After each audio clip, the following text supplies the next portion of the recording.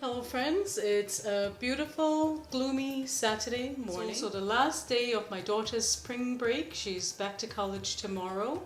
And I wanted to make her one of her favorite meals, buttered chicken and paratha roti. It seems like quite a lot of ingredients, but all these are pantry staples. Today you're going to take out all the Indian spices you have in your cabinet and we're going to use it. And this is not an authentic butter chicken. This is my version.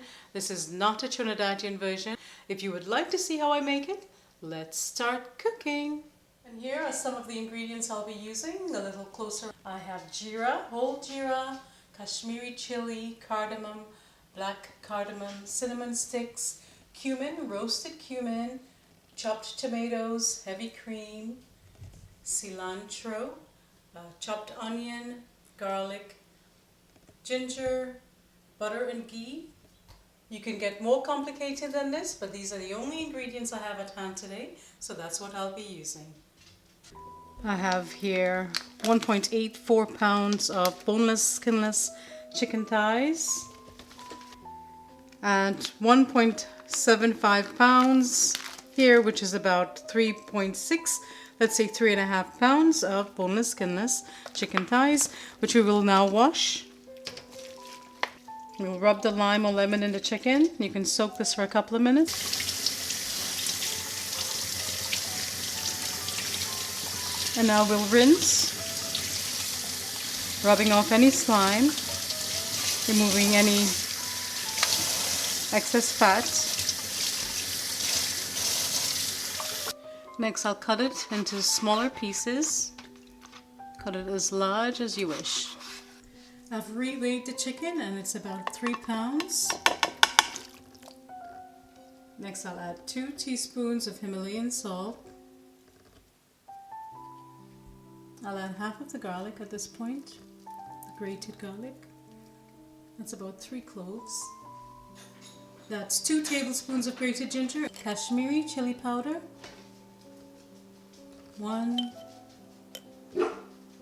2 teaspoons. This is roasted jeera, cumin, 1 teaspoon, half teaspoon of turmeric powder, juice of a lemon, about 1 tablespoon. And you can also add yogurt, but we don't have any, so we'll eliminate that today. And then we will mix to combine.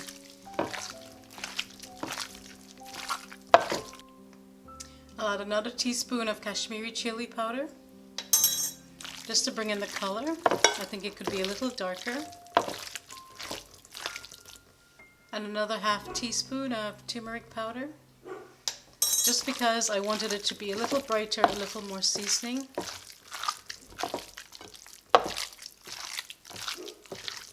And that's it. We allow this to marinate for a minimum of 1 hour, or you could do it overnight in the refrigerator for all those flavors to penetrate the meat, and then we'll start the cooking process.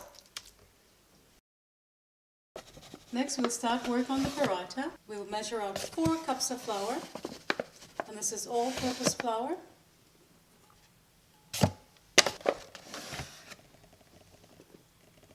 Two teaspoons of brown sugar and 1 teaspoon of salt. Traditional Indian parathas do not contain baking powder, but I'll add 2 teaspoons. And I'm only adding baking powder because I don't want it to be crispy the next day. We'll add a little softness and lightness to the paratha. Next we'll mix to combine, starting on level 2. We'll mix it for about 1 or 2 minutes until it's thoroughly combined. We'll stop the mixer and scrape down the sides. Next we'll gradually add the water and mix it on level 2, and we'll increase the speed to level 4.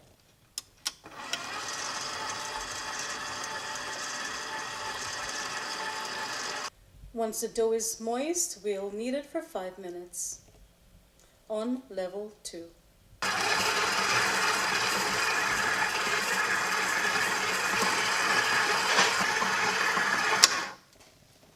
So the dough has been kneading for 5 minutes. Now we'll remove the dough hook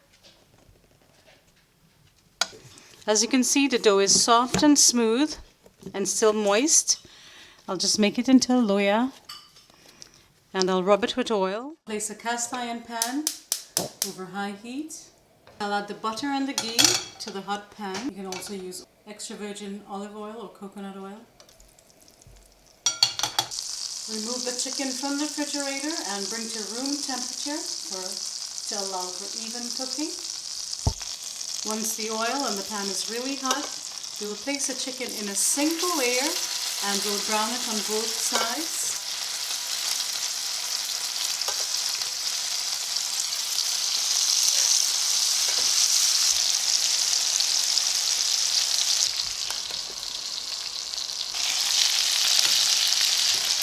The chicken has been cooking for about 7 to 9 minutes. Now we'll flip it. Next, I'll divide the dough into 8 pieces. If you want smaller paratha, you can make smaller paratha. But I find the bigger you make the dough, quicker you'll finish cooking. Next, I'll make a loya, make it round, bring the 3 sides to the top, squeeze and rotate, pinch.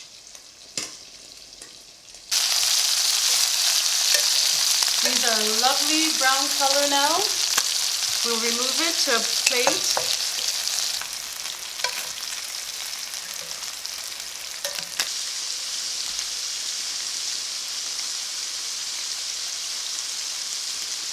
So the chicken is still frying. You can also do the chicken on the grill. So we're taking advantage of any spare time we have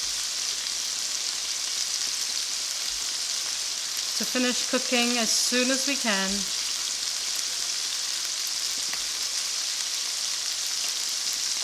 I'm going to continue this and then I'll show you the next step. Just a tip, if you have a non-stick pan like this tea towel pan, the chicken will cook much more quickly and brown much better and in a much quicker time than in the cast iron pan. And I always like starting 2 pans to hasten the cooking process. Here's the cast iron pan. As you can see, a lot of the chicken is stuck to the bottom. And the chicken is not browning as quickly or as nicely as the non-stick pan. I've made the loyas. Now I'll cover it and allow it to rest for another 10 minutes.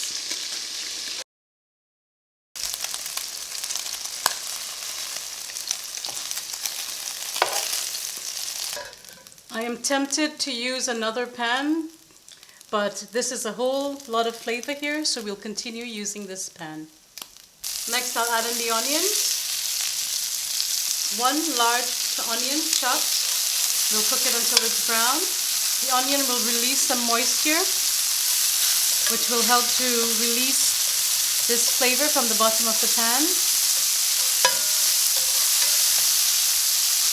Reduce the heat to low because we don't want anything to burn. 1 teaspoon of whole cumin or jeera, 6 cardamom pods, slightly crushed, 2 black cardamom, optional. I know not everyone would have that spice, but I do have it because I love making biryani, and 1 cinnamon stick. Usually I like the onion to be caramelized a bit, but because this pot is burning at the bottom, or it wants to burn at the bottom, I'll have to add in the diced tomatoes now. And with cooking, you just need to adjust depending on what's happening at the moment. So the onion has softened, it's fragrant, everything smells delicious. I'll add in the chopped or the diced tomatoes. 1 can, and this is a 28-ounce can. 794 grams. Give it a stir.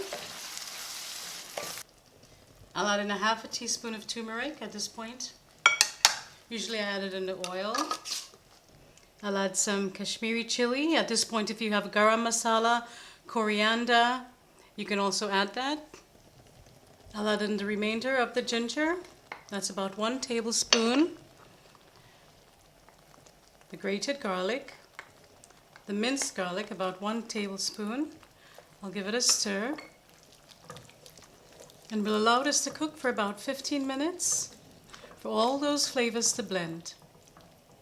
As you can see, the bottom of the pot is almost clean, and all those delicious flavors from the chicken and the spices has now been incorporated into this sauce, which is why we use the same pot. I'm also adding a couple of cloves, which I forgot. As I've said, you can also add ground coriander, garam masala. I added half teaspoon of roasted cumin. Now I'll add the salt. Add to taste.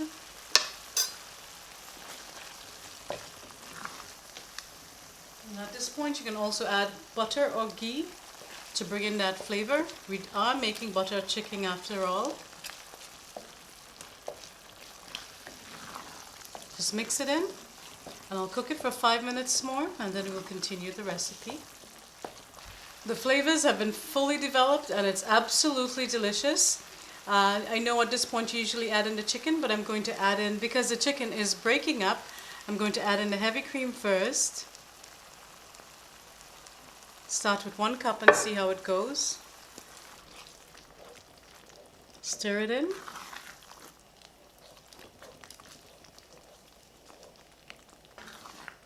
Lovely, creamy, smells amazing.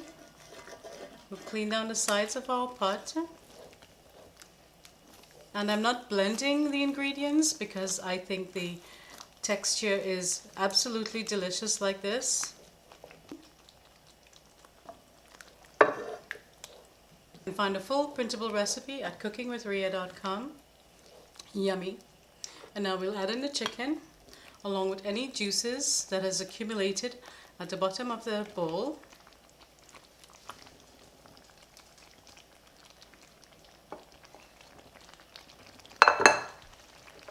Top it off with some cilantro.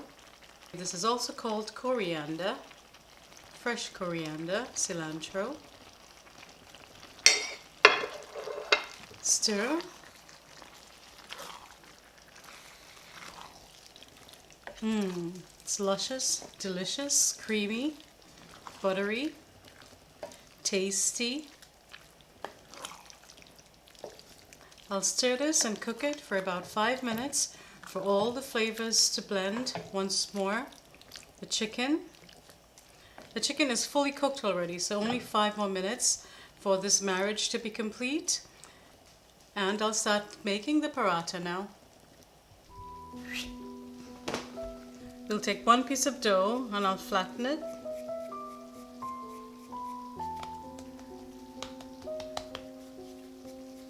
Then I'll roll out the dough. You've seen me do this hundreds of times.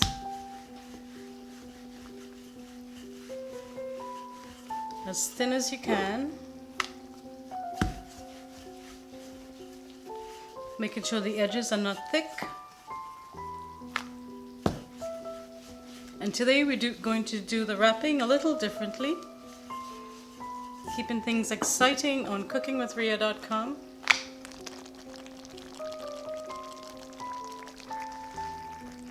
And that's it. The butter chicken is done. Now I'll rub some butter on the dough. Sprinkle with flour. The butter and the flour will create the layers. And now we'll roll it.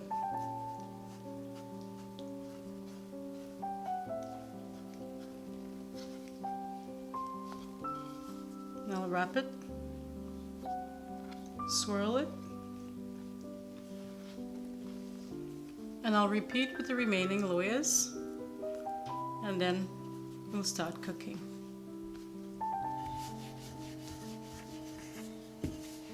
My husband has taken over the wrapping of the dough.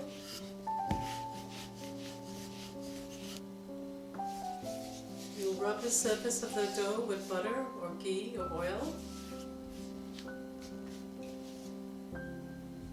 Next we'll sprinkle the dough with flour. And we'll roll up.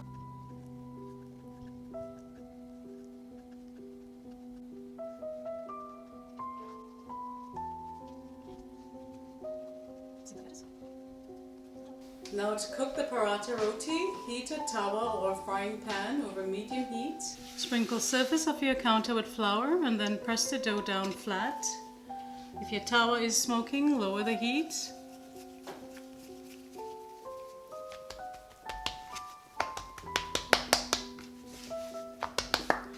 Then we'll roll out, even pressure.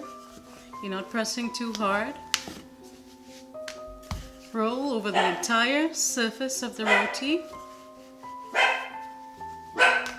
Brush the tawa with oil, butter or ghee and place your dough on the tawa. The tawa is smoking. It should not be smoking at this point.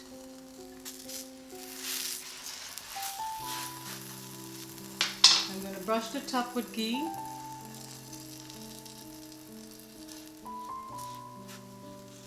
Essentially frying it, which is why a pan might be better. I'm going to flip it with my dabla.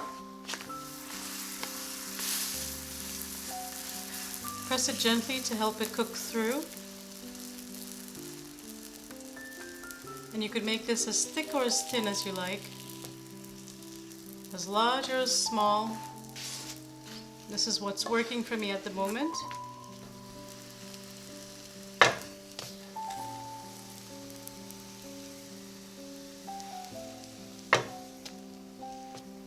Swelling is not the goal. Just want it to fully cook. Make it as crispy or as light as you like.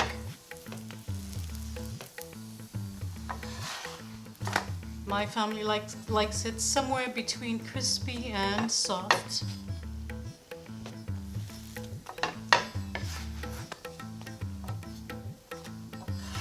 And how do you know it's fully cooked? You could pinch the edges and look at the dough there. If it's still raw, continue to cook.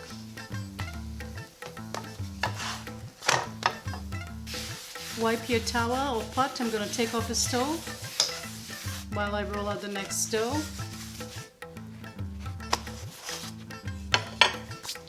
So this is it here. These are your lovely layers. Absolutely beautiful. Smells amazing. Let me do the one that's cool. Look at this.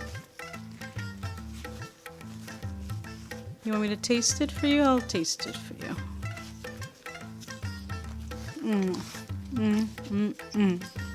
Really, really, really delicious. Sorry. And that's your layers. Hope you give this one a try.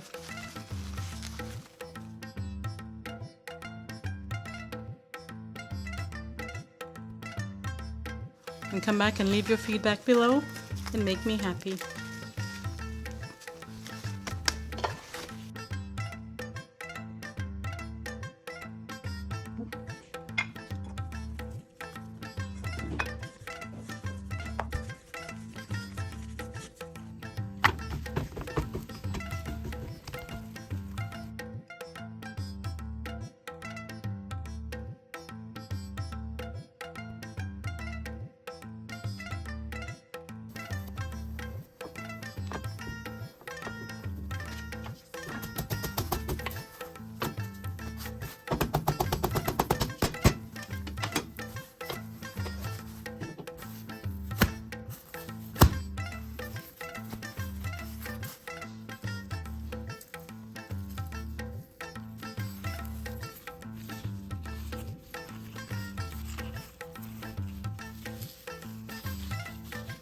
And that's all there is to it, my sweet friends. A delicious pot of butter chicken and paratha roti 2 ways using simple pantry staples.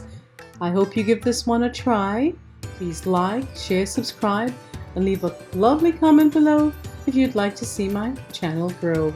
Until next time, stay safe, be well, cook, share, and love.